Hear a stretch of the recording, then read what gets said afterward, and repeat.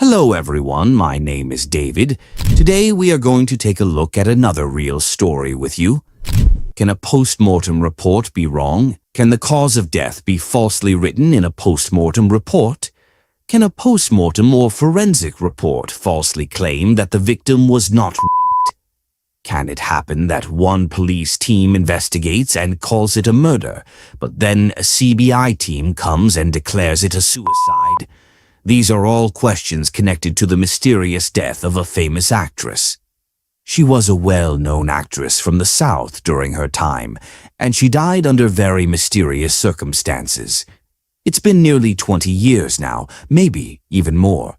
But the real reason behind her death is still unknown, still hidden behind a veil.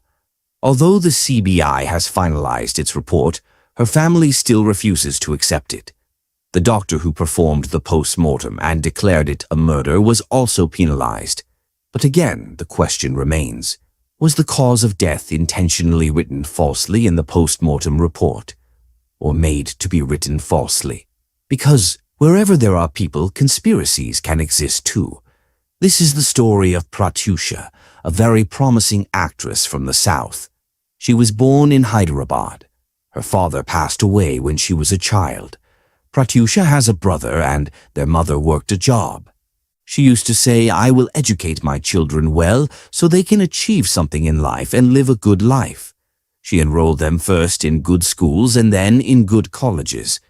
Pratyusha also wanted to get a good government job, but over time she saw how hard her mother worked for both of them, her and her brother. So she felt that after college she might become too selfish.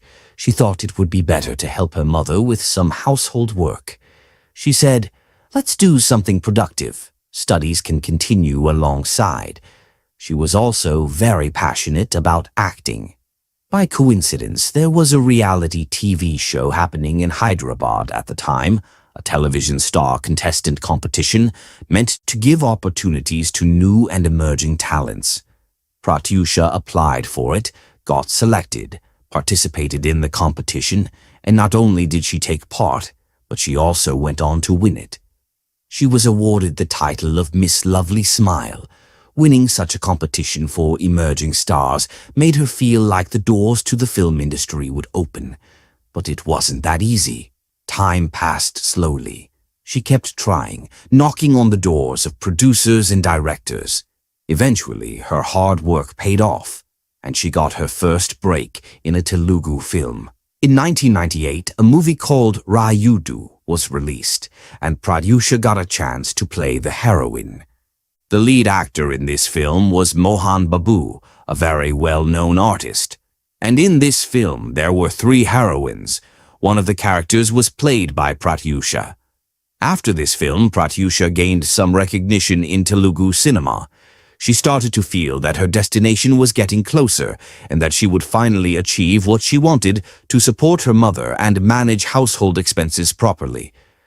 After that, in 1998, she got another film, Ramulaya.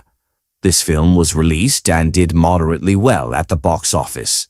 Pratyusha gained a bit more recognition. As time passed, she started getting more film offers. By 2002, she had acted in around 10 films, and among the rising heroines of that time, her name began to be included. In South India, like in Telugu cinema, people who work there often get chances in Malayalam and Kannada films too. The same happened with Pratyusha. Producers would line up to get her dates. It felt like Pratyusha's life was finally on track. She was gaining recognition in films, getting work, earning money, and she had even bought her own house. Her mother was happy, her brother was happy too. But still, there was an emptiness in her life, and the reason for that was a childhood friend from school, someone who had been with her since school days.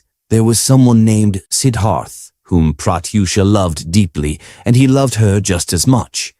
Both of them wanted to get married one day and be with each other forever. As Pratyusha started finding success in films, Siddharth was pursuing his engineering studies. Pratyusha felt that the time had come for them to get married. She spoke to Siddharth about it. However, Siddharth's family didn't want their son to marry an actress working in films. Both Siddharth and Pratyusha tried hard to convince them, but his family wouldn't agree. Pratyusha thought it was best to give it some time, hoping they might eventually come around and agree to the marriage. Meanwhile, her film career was taking off. She was achieving new milestones, gaining fame and wealth. But despite all this, there was a deep emptiness in her heart. She couldn't have the love she truly desired. Then came the date, February 23rd, 2002. That day, Pratyusha spoke to Siddharth again about their marriage. She also mentioned that she had just received a new film offer and had to go meet the director that same day to sign the film and discuss the project. Siddharth said, "Okay." Pratyusha told her mother and shared the happy news that she had gotten a film project and had to go sign the contract. But just 2.5 hours later, her mother received a phone call. The person on the other end informed her, "Please come to the hospital immediately. Your daughter has committed suicide." As soon as the mother heard the news, she was completely shaken. She rushed to the hospital with her son.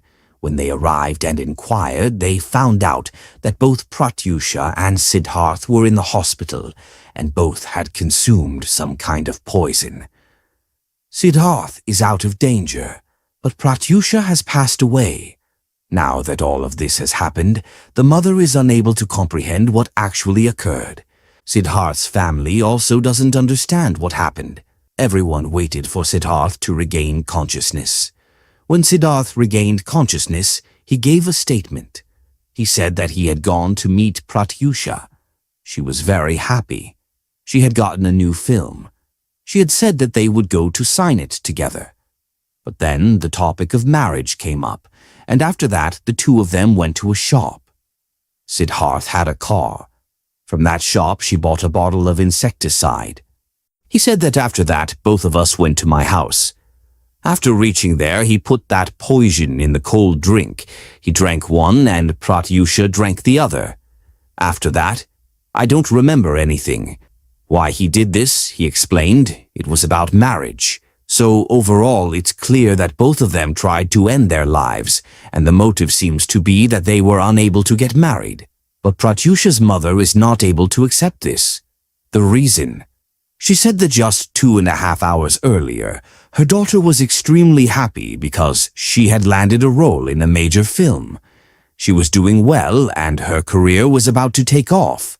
She said that a very prominent South Indian director, Teja, was making a film in which Pratyusha had been cast as the lead heroine.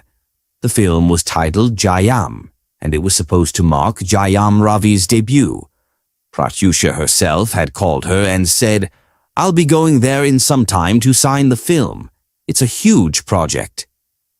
So the question is, how could a girl who was so happy just 2.5 hours earlier suddenly commit suicide? Why would she take her own life?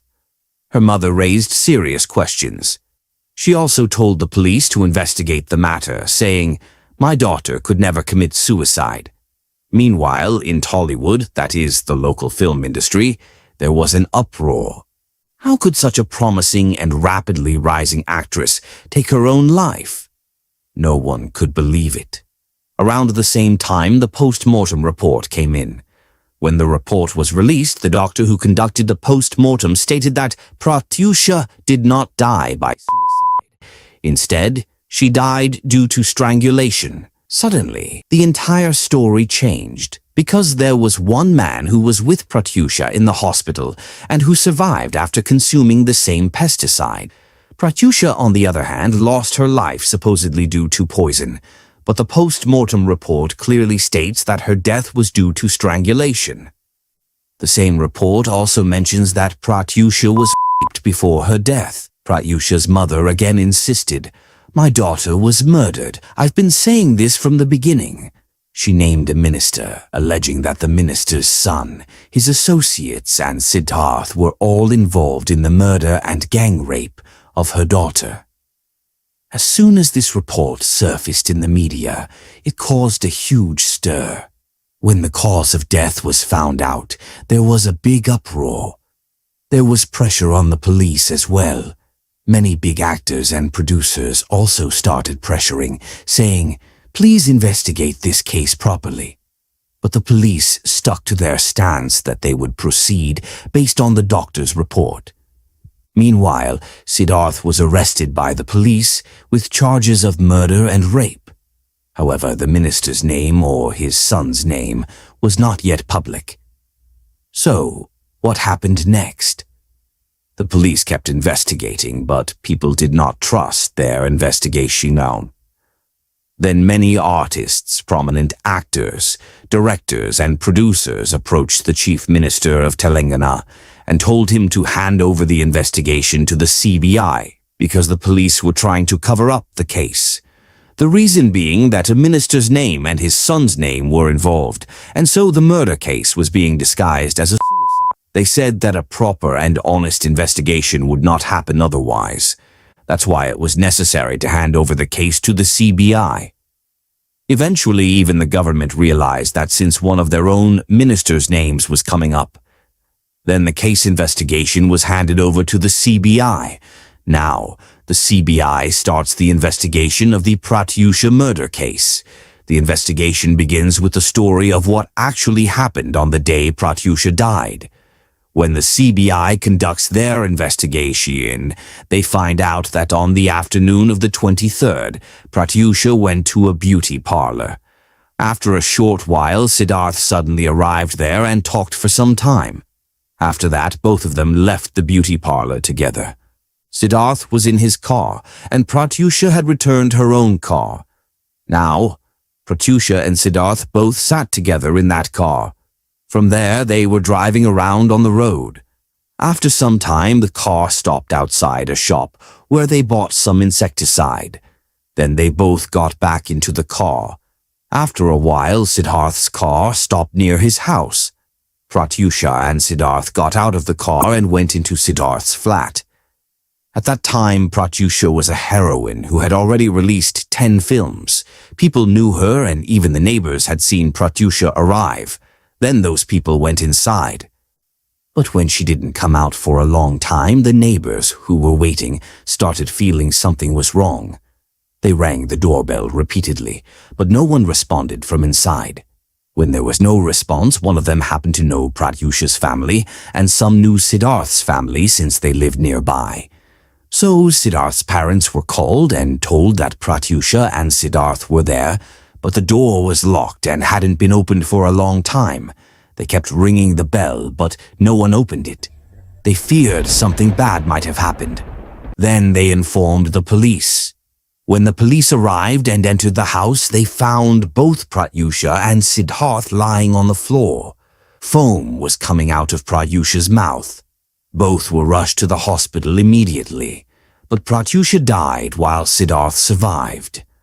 When the full story came out, the police said, "Where did this post-mortem report and the claim of rape and strangulation murder come from?" The police investigated, spoke to the doctors, and then questioned why such a thing was written, that someone could die from strangulation when the actual cause of death was poisoning. The pressure at that time was that the minister's son's name was also being removed because the story was that a minister's son and his friend altogether gang-raped an actress. The police then conducted investigations based on the doctor's reports, post-mortem and forensic reports.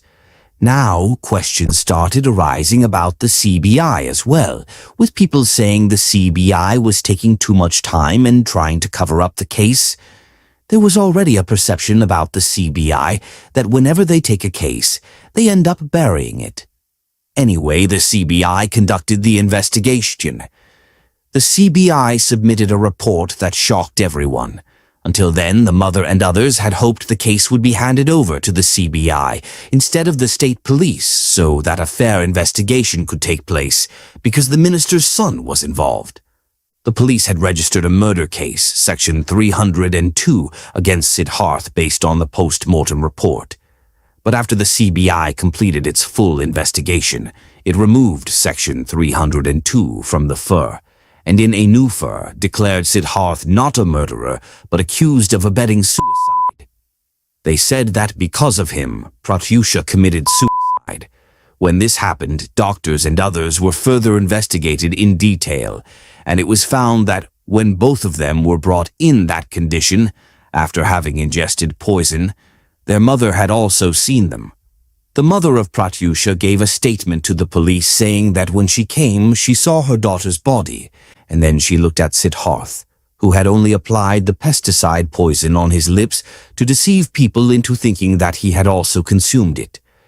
Both of them were committing suicide together, but he was perfectly fine, healthy, and there was no threat to his life.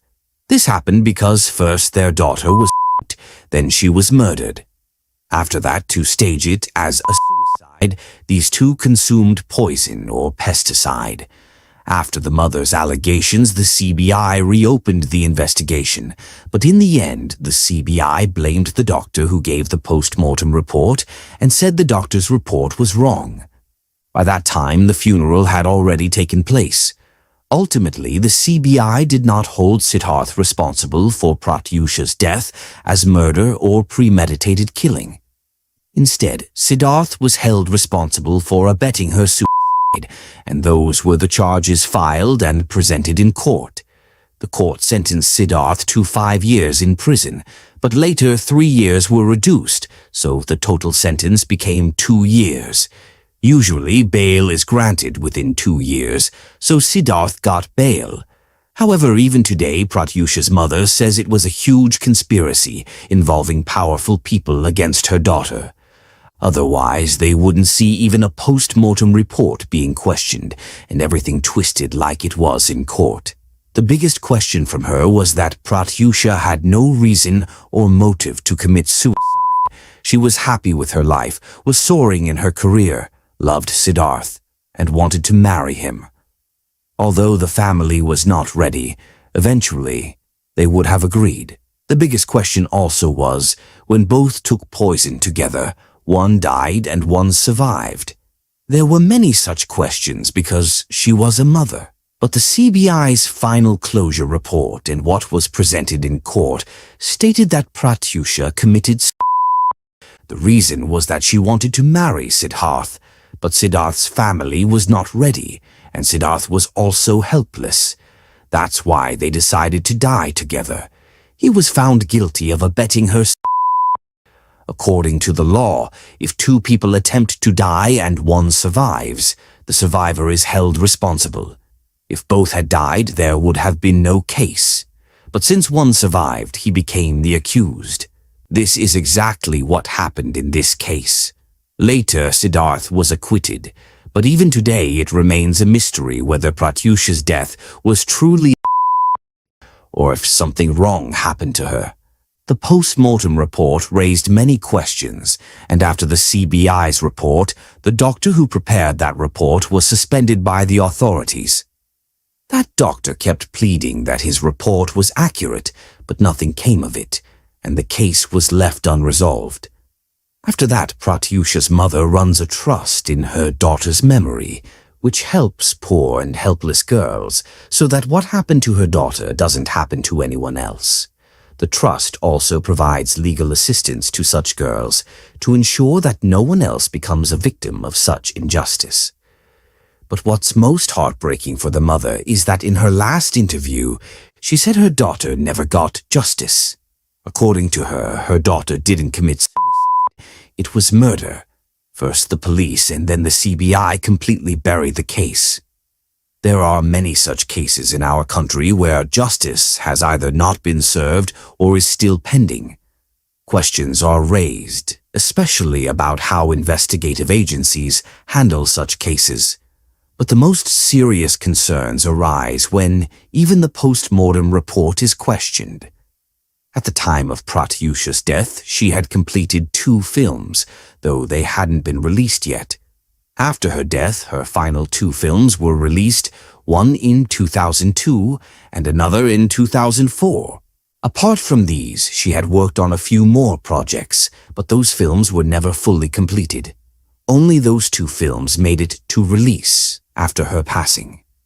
So this was today's story. Thank you for joining us on this journey today. We hope you enjoyed the content and found it valuable.